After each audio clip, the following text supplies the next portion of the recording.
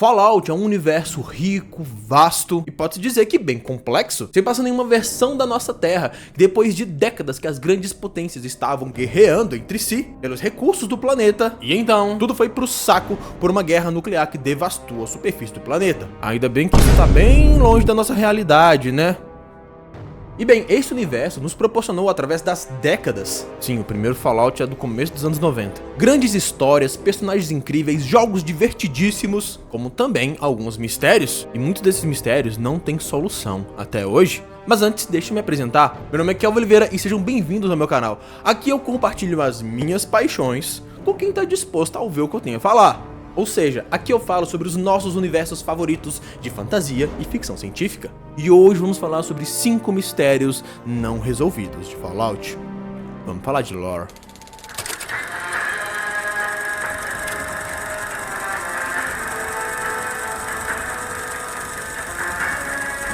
Antes da gente começar falando desses mistérios, eu quero fazer um breve disclaimer. Apesar que a gente não tem um jogo da linha principal de Fallout desde 2015, ou seja, há 10 anos, Fallout 76, apesar de ser um MMO, ele tá constantemente acrescentando coisa na lore de Fallout. Então existe a possibilidade de algum mistério que eu traga aqui nesse vídeo, quando você assistir ele já tenha sido resolvido. Mas a maioria desses mistérios estão sem resposta há décadas, então acho muito difícil que eles sejam respondidos. Mas sempre existe a possibilidade. Outro disclaimer é que eu vou usar como fonte a minha experiência com os jogos, a wiki de Fallout e alguns conteúdos que eu acho na internet. Mas quando eu for citar as hipóteses do que seriam esses mistérios, algumas dessas hipóteses são criações da minha cabeça perturbada. Então as hipóteses ou possíveis respostas do que seriam esses mistérios, nenhum deles foi confirmado, até porque esse vídeo são de mistérios não resolvidos, então qualquer resolução desses mistérios é pura especulação. Outra coisa é que alguns desses mistérios foram na verdade erros no desenvolvimento do jogo que acabaram ficando no produto final, mas como meu velho tataravô me dizia,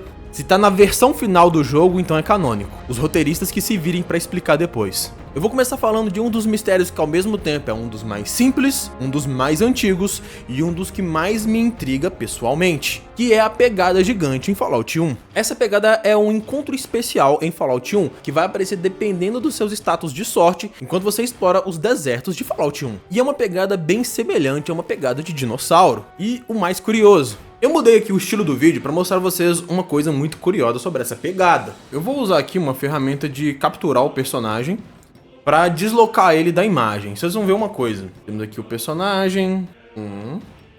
3. Ó. Algumas estimativas dizem que o protagonista de Fallout 1 tem por volta de 1,75 m ou 1,85 m. Vamos ficar com 1,80 m, ok? Então, 1, 2, 3, 4, 5 e meio. 5,5 vezes 1,80 m, a gente tá falando de uma pegada aqui de pelo menos uns 9,5 metros a 10 metros. A equação de Alexander nos permite calcular o tamanho total de criaturas baseada no tamanho de suas pegadas. A estimativa é de 5 a 10 vezes o tamanho.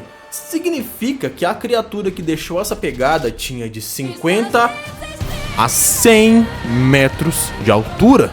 Eu tô falando de uma criatura tão grande quanto o King Kong ou o Godzilla. Ah, um detalhe é que na pegada tem um cadáver de um homem esmagado, como se tivesse sido pisoteado. Outra coisa que me intriga é que essa pegada não foi deixada 100% ao acaso ou uma coisa qualquer. Ela existe e outros personagens comentam sobre ela. Inclusive Tycho fala o seguinte: eu ficaria bem longe do que quer que seja que tenha feito isso. Sério, eu nunca vi nada parecido. Acho que a melhor coisa que a gente pode fazer é irmos embora. Rápido. Beleza, uma pegada gigante no meio do deserto em forma de dinossauro. Onde tá o mistério? O mistério tá aí, cara. Em toda a franquia Fallout, a gente nunca viu uma criatura com um tamanho sequer semelhante. As maiores criaturas que a gente tem no universo de Fallout são os Super Mutantes Behemoth, que deve ter uns 7 metros, ou o Liberty Prime, que é um robô gigantesco que não passa dos 13 metros. A gente tá falando de uma criatura de 50 a 100 metros, que poderia ser vista facilmente a quilômetros de distância. Mas o que a gente sabe oficialmente sobre essa pegada gigante? A gente sabe que os primeiros primeiros rascunhos, as primeiras versões dos roteiros de Fallout iria envolver viagens no tempo e a presença de dinossauros. Mas na medida que a ideia desse universo ia amadurecendo e tomando forma, essa ideia foi descartada. Logo, a pegada de dinossauro pode ser um remanescente desses protótipos. Mas ainda assim, um dinossauro de 50 a 100 metros eu acho meio exagerado, né? Mas vamos lá, hipóteses. O que pode ser essa pegada gigante? Minha primeira hipótese é que esses planos originais de viagem no tempo podem ter acontecido nesse universo de maneira intencional ou completamente acidental. Se a gente ir por um lado mais realista da ciência, que a gente sabe que pela relatividade geral, quando objetos chegam próximo da velocidade da luz ou ultrapassam essa velocidade, lembrando que na ciência verdadeira é impossível ultrapassar a velocidade da luz. Mas vamos supor, quando algo chega muito perto da velocidade da luz, ou alcança ou ultrapassa, esse objeto começa a perceber e vivenciar o tempo de maneira diferente. A ciência real diz que quanto mais próximo da velocidade da luz, mais devagar o tempo passa para aquele objeto. Só que a gente está falando de ficção científica, então a gente sempre pode extrapolar a ciência de verdade. Dentre todas as coisas que a humanidade já gerou, o que faria objetos se moverem a uma velocidade perto da velocidade da luz? Bombas atômicas? Quando uma bomba atômica explode, a quantidade de energia que ela libera é simplesmente colossal.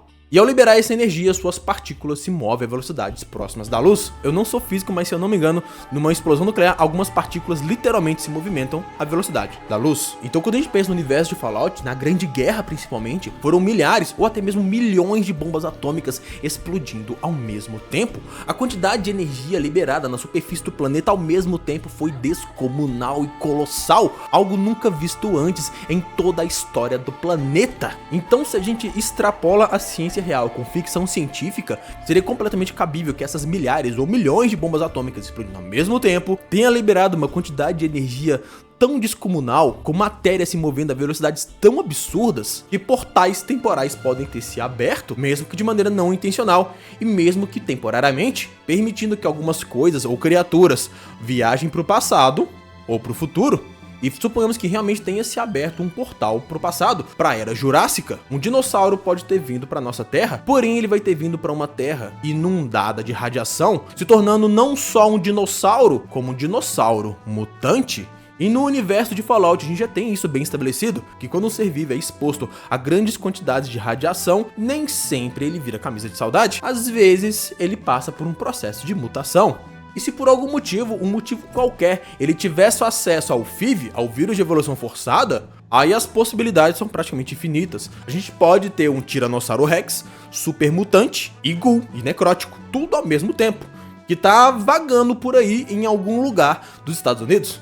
E uma coisa curiosa que eu quero pontuar aqui, é que apesar que nos jogos e na série, a gente vê muitas pessoas, cidades e tal, a população dos Estados Unidos foi reduzida a quase nada. Então, apesar que tem algumas cidades bem desenvolvidas, a maior parte da superfície dos Estados Unidos, na verdade do planeta, é um deserto sem fim.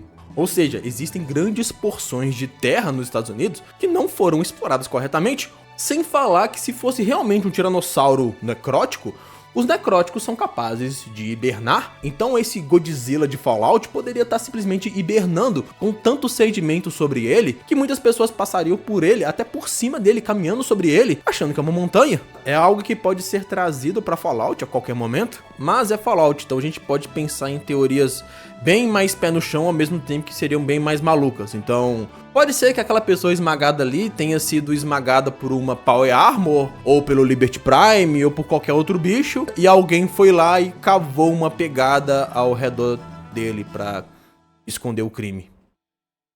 Ou pode ser só uma referência ao Godzilla e a franquia nunca mais vai sequer tocar nesse assunto, mas aí seria muito paia, né, velho? Outro mistério curioso que intriga boa parte da fanbase desde o primeiro Fallout é um personagem chamado Estranho Misterioso. O Estranho Misterioso, como o nome sugere, é um homem, dependendo do caso pode aparecer como mulher, mas geralmente um homem que usa um sobretudo e um chapéuzinho, se não me engano um chapéuzinho fedora, aquele visual típico de detetives e investigadores dos anos 20, 30 e 40, que aparece aleatório em certos momentos oportunos, principalmente quando você está usando o VATS, para dar uma ajudinha, dar um tiro a mais, finalizar um inimigo e em alguns casos até salvar sua vida. E depois de dar aquela mãozinha, ele simplesmente desaparece. Pouco se sabe sobre ele, mas em Fallout 4 o personagem Nick Valentine, que é um sintético detetive, tem um caso completo investigando ele.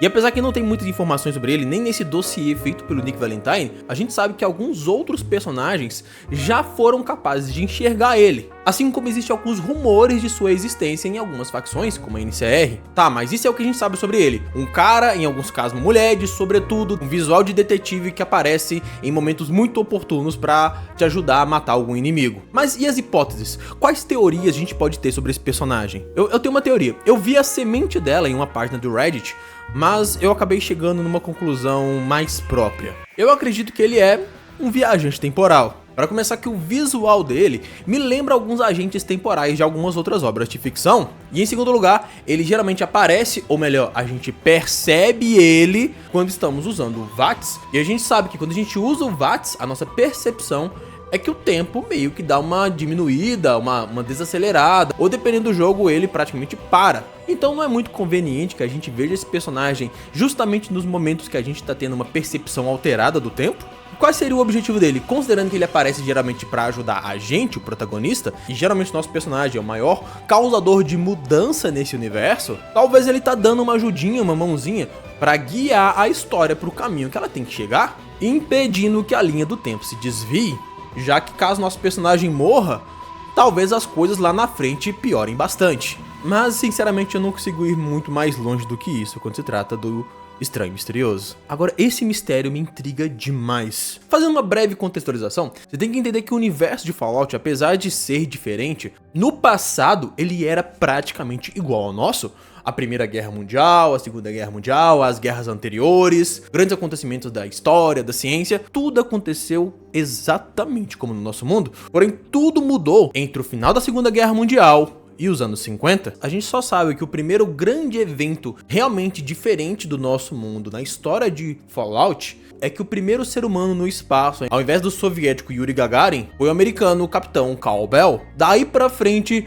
quase tudo foi completamente diferente. Ou seja, entre a ida do Capitão Carl Bell em 1961 e o final da Segunda Guerra Mundial em 1945, ocorre um evento que a comunidade de Fallout chama de divergência, o momento em que as linhas do tempo se separam. Eu já fiz um vídeo completamente dedicado à convergência aqui no canal, então eu não vou entrar tanto em detalhes, mas uma das minhas teorias favoritas é que tem a ver com a explosão das bombas atômicas de Hiroshima e Nagasaki, já que a quantidade de energia foi muito grande, pode ter manipulado o tempo e espaço. Então veja esse vídeo que eu vou deixar aqui na descrição, eu acho que vai ser muito legal. Agora os mistérios 4 e 5 eu vou falar eles junto porque na minha visão eles têm muito a ver um com o outro, e provavelmente são os dois mistérios que mais intrigam a comunidade inteira de Fallout, todos os fãs, inclusive eu. O primeiro mistério é: quem começou a Grande Guerra? Fazendo uma breve contextualização, você deve lembrar que no universo de Fallout, as grandes potências do planeta já estavam em guerra há décadas. A chamada Guerra de Recursos só escalonava cada vez mais. Porém, nas semanas e nos meses que antecederam a Grande Guerra, parecia haver um certo movimento de trégua e diplomacia entre as nações, principalmente entre os Estados Unidos e a China comunista. A gente não sabe com certeza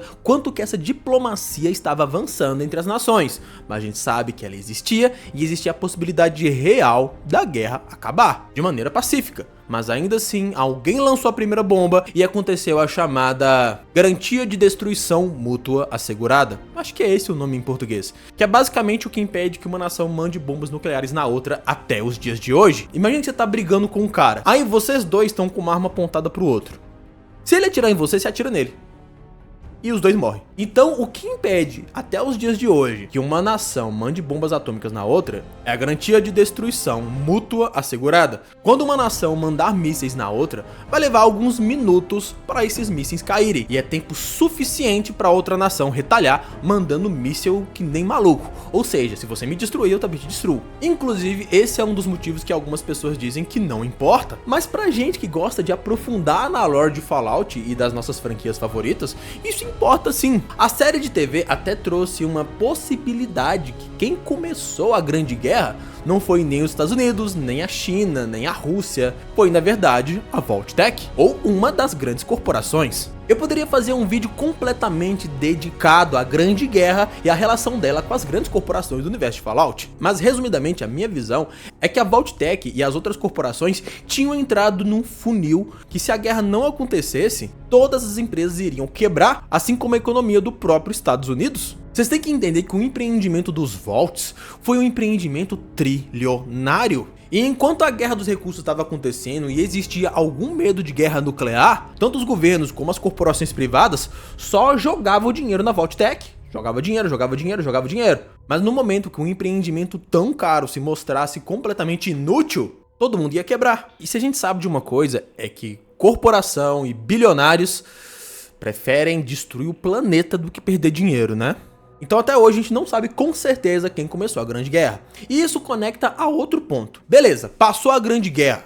Os jogos e as obras no universo de Fallout mostram apenas o estado dos Estados Unidos. Mas e o resto do mundo? A gente sabe que essa guerra foi mundial, né? Então como que tá a China, por exemplo, que era o maior rival dos Estados Unidos? Como tá a Europa, que já estava em guerra há um bom tempo, inclusive com algumas explosões nucleares? Como que estavam os países da América Latina, que geralmente tem um posicionamento neutro nesses grandes conflitos? Como que estava a África, que no nosso ponto atual aqui, a maioria daqueles países não teriam recursos e nem interesse em entrar numa guerra de grande escala? Eu já fiz um vídeo completamente dedicado às minhas teorias de como o Brasil estaria no universo de Fallout, então não vou falar do Brasil, vou deixar na descrição aqui para você ver esse vídeo. Mas alguns personagens no universo de Fallout são estrangeiros e nos trazem pistas importantíssimas sobre o estado do resto do mundo, mesmo que bem escassas. Um desses personagens é chamado de Alistair Tempany, e talvez ele seja o personagem que mais nos traz informações sobre o estado do mundo fora dos Estados Unidos. Tempany, na verdade, é britânico e nasceu na Inglaterra depois da Grande Guerra. E ele cruzou os oceanos em busca de oportunidades nos Estados Unidos, dizendo que se as coisas estão ruins nos ermos americanos, é que a gente não viu como tá na Inglaterra. Só isso aqui já dá muita informação pra gente. Primeiro, a gente sabe que existem sobreviventes fora dos Estados Unidos. E segundo, o que é mais incrível, que existem viagens entre países, pelo menos por via marítima. Isso abre uma rede de possibilidades quase infinita. A gente pode ter um jogo de Fallout literalmente em qualquer lugar do mundo, principalmente países que fazem fronteira com os Estados Unidos, ou que é só cruzar o oceano que estaríamos lá. Aí a gente também tem Raul Trejada, que é um mexicano que diz sobre o estado do México, dizendo que lá deu ruim, mas que ainda assim tem sobreviventes. E outro que também traz algumas informações bem interessantes, o Capitão Zhao. O Capitão Zhao é um capitão do exército chinês e que estava comandando um submarino no dia da Grande Guerra. Inclusive foi ele que deu as ordens para dar uma saraivada de mísseis nucleares em Boston, mas acabou preso em seu submarino e se tornou um ghoul, um necrótico. Então, considerando que boa parte dos mísseis nucleares foram lançados a partir de submarinos, a gente pode considerar que existem submarinos com sobreviventes por todo o planeta, de várias nacionalidades diferentes. Mas aí a gente tem uma evidência que vai contra a existência de muitos sobreviventes em outros lugares do planeta, que em vários momentos, em vários jogos, a gente vê registros ou até mesmo a gente tenta contatar sobreviventes, agentes americanos fora dos Estados Unidos, seja via satélite ou outras formas de comunicação, e a gente sabe que nunca houve resposta. É como se qualquer tipo de comunicação dos Estados Unidos para fora ou de fora dos Estados Unidos para os Estados Unidos fosse completamente inexistente, indicando que toda a civilização fora dos Estados Unidos acabou, que estão num ponto igual à América ou até mesmo pior. Mas aí eu vou trazer uma visão pessoal minha. Eu tava jogando essa semana Metro Exodus. Você já jogou Metro Exodus? É um jogo muito legal. Ele tem uma premissa semelhante a Fallout. Em Metro Exodus acontece a Grande Guerra Nuclear e as pessoas acabam se abrigando nos metrôs, no subterrâneo. Tá meio parecido, né? E a gente acompanhou o personagem Artyom, bem fodão. Eu não vou contar a história toda de Metro não, porque muita coisa acontece. Mas basicamente eles acreditavam que a última parcela da população que sobreviveu eram algumas pequenas comunidades que se abrigaram nos metrôs de Moscou, nos metrôs russos. Mas aí o nosso personagem Artyom, no momento específico da história, quando ele tá numa torre bem alta, ele acaba captando um sinal de rádio em outro idioma, o que deixa ele completamente obcecado em saber se existe ou não pessoas fora de Moscou. E ele começa uma jornada para tentar descobrir isso. Muita coisa acontece, não vou falar, senão vai perder o foco, mas ele descobre que, na verdade, mesmo depois da Grande Guerra de Metrô, existia alguns resquícios do governo soviético que acreditavam fielmente que a guerra ainda não havia acabado. Sim, A guerra que começou as explosões nucleares décadas atrás, pra eles ainda estava acontecendo. Coisa de soviético, né, velho? KGB e tal. E pra impedir que o inimigo soubesse suas localizações, ou soubesse sequer que eles estavam vivos, eles começaram a operação, o Projeto Escudo. Aqui é um spoiler, tá, galera? Mas assim, é um spoiler basicamente da premissa de Metro Exodus. Tipo assim, você vai jogar 40 minutos e já vai passar por isso.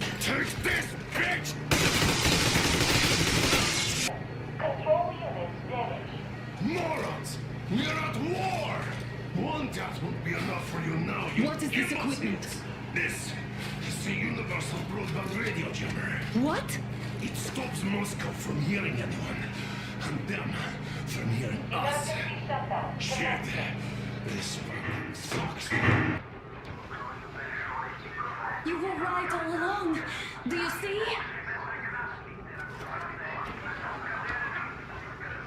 It's not just Russia out there. It's the whole world. Oh my God. O Projeto Escudo era a instalação e operação de diversos sistemas de interferência de sinal de rádio espalhados por todo o território russo, impedindo que qualquer sinal de rádio saia ou entre em Moscou. Então, quando a gente vai para Fallout, a gente tem um cenário um pouco parecido. A gente sabe que por trás do governo americano, o que realmente dava as cartas, o que realmente governava era a Enclave. E a gente sabe também que a Enclave continuou existindo mesmo depois da Grande Guerra, inclusive com instalações, pesquisas, soldados e vários projetos de tecnologia militares secretos. Então, na minha visão, existe uma grande possibilidade que a Enclave ou outra corporação, mas principalmente a Enclave, esteja ativamente impedindo as comunicações dos Estados Unidos com o mundo exterior, seja para não revelar que eles ainda estão vivos, assim evitando que recebam mais bombas atômicas, ou talvez uma coisa que eu acho ainda mais curiosa e mais interessante, que o povo norte-americano não saiba que algum país está bem melhor que os Estados Unidos, assim impedindo a deserção e o êxodo em massa da população norte-americana para esses países. Hello there. I'm here to show you a wonderful place. A veritable Camelot of the nuclear age. E outra coisa, pessoal, eu fiz umas pesquisas e parei para refletir sobre os mistérios sem respostas que eu já tinha percebido. Tem conteúdo para fazer bem mais vídeos sobre isso, então se vocês quiserem, é só deixar nos comentários que eu trago para vocês depois. Então, pessoal, foi isso. Esse é o vídeo de hoje. Queria mostrar para vocês alguns mistérios nunca resolvidos dessa lore que a gente tanto ama, assim como as minhas teorias do que pode ser, na verdade, essas coisas. Se vocês gostaram, não se esqueçam de se inscrever e curtir o vídeo, porque isso é muito importante, e considere se tornar um membro do canal, porque isso ajuda pra caramba. No mais, eu vejo vocês na semana que vem, no mesmo canal, no mesmo horário.